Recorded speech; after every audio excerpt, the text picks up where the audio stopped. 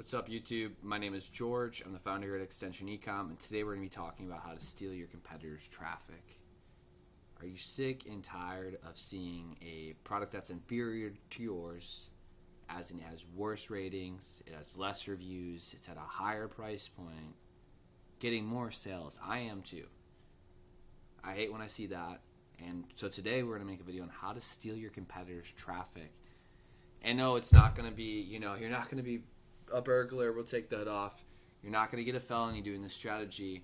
It's through ASIN targeting. ASIN is an Amazon standard identification number. It's just a nickname for a SKU. It's a product, and we can go after your competitors' products, and we can drive them back to you. So what are the three variables we want to look at in terms of choosing which products we go after? First, price. Do we have a superior offer? Second, ratings. Do you have a better rated product? Third, review count. Do you have more reviews? Win on two of these three variables, and you can identify good ASINs to win on. Now, that being said, if you're super cheap, maybe not profitable, but if you're super cheap, you can win on one out of three if your price is just significantly lower. I would focus on 2 out of 3. I wouldn't price cut myself that low. So let's talk about how you would actually do this. So the first is ASIN targeting after exact ASINs. Now, there's two types of ASIN targeting. There's exact and there's expanded. Exact means you're going to go after the exact one. Expanded is like the broad of ASIN targeting, meaning you'll broadly target similar products to the ASIN. So for this, like I mentioned, you'll select ASINs you have a competitive advantage over, price, ratings, or reviews. Second is going to be category targeting. You can go after ASINs with a dedicated category, and you can use refinements. You do that in the console. We'll talk about how. And then the final thing is going to be expanded ASIN targeting, like we've already discussed, the broad of Amazon. So how would you do this? For ASIN targeting exact, you can manually pull it, or you can use Helium-10 X-ray. For category targeting, in the console, we'll go through it. And for ASIN targeting, really expanded, really just graduate your top exact ASINs into the expanded bucket. So let's jump into Amazon and go through this together. So for the sake of this video, we're going to consider ourselves to be Fair Pet Organics. I've never supported them as a disclaimer.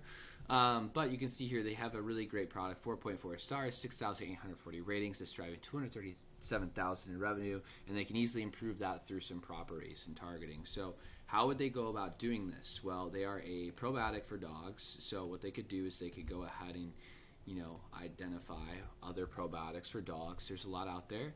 And the first step is you could just manually scroll through this and remember, hey, we are, 4.4, we have 6,840, we're $26 for 60 scoops.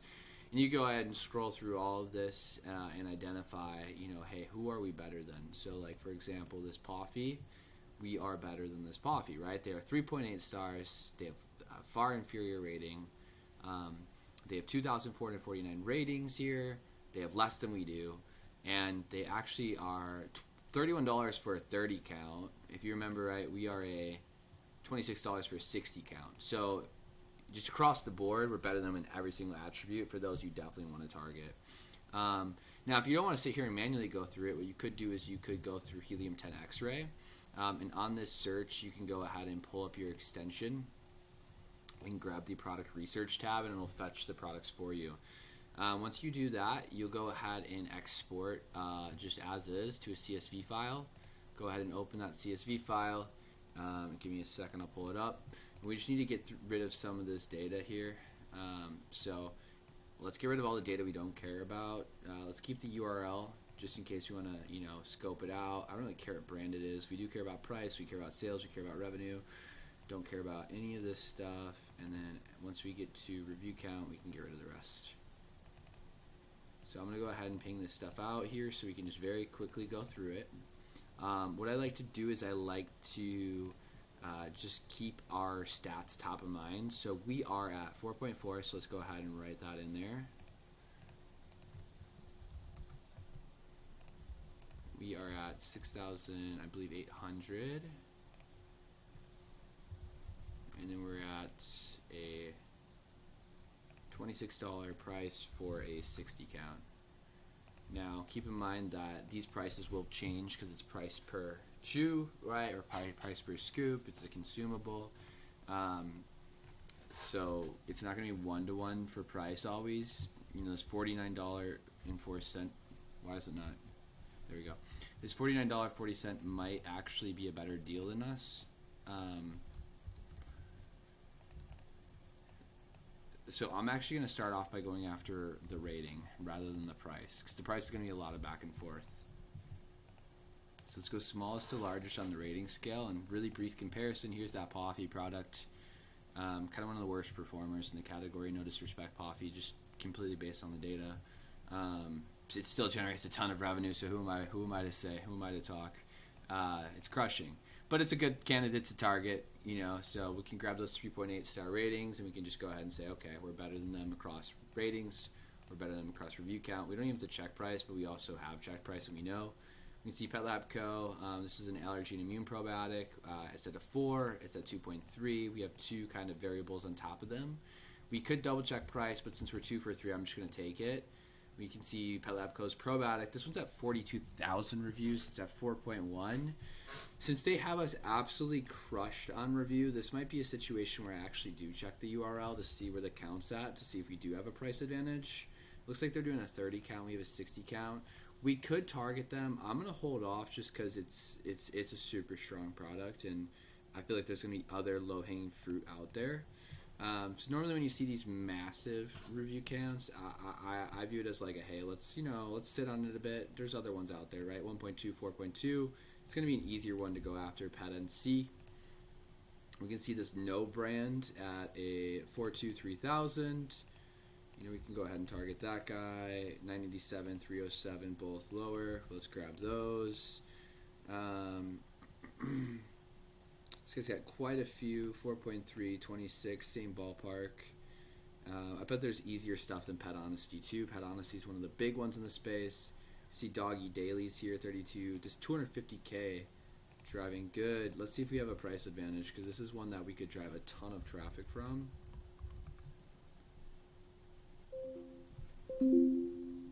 So 32 duck flavor, interesting. 225 chews. Holy moly. How many chews per serving, dude? This is really a 225 count? Okay, so it's 2 to 4 chews per serving. So, I mean, we're still looking at a good amount of servings there.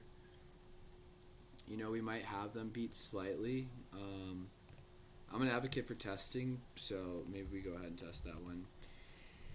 Now we can scroll through here and continue to go, but for the sake of time, we can say, hey, we've identified 1, 2, 3, 4, 5, 6, 7 products generating well over 500,000 and up to $1 million in revenue that we can target. That can be low-hanging fruit for us to go after.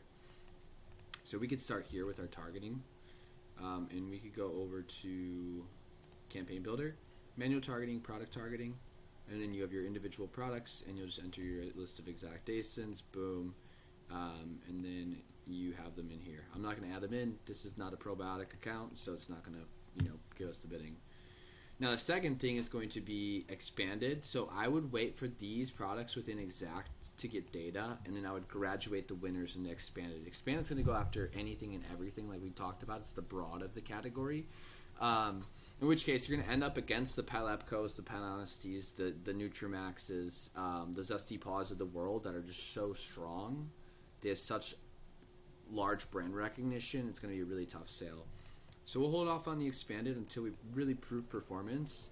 And then when you do expanded, you might also want to go ahead and add in some negations and exclude some specific products into that. Then if we're looking at categories, what we'll do is we'll go ahead and search here, and we can go for dog probiotics, for example. And you can see dog probiotic supplement. You can just add in the whole category, but again, our goal is to be a little bit more targeted.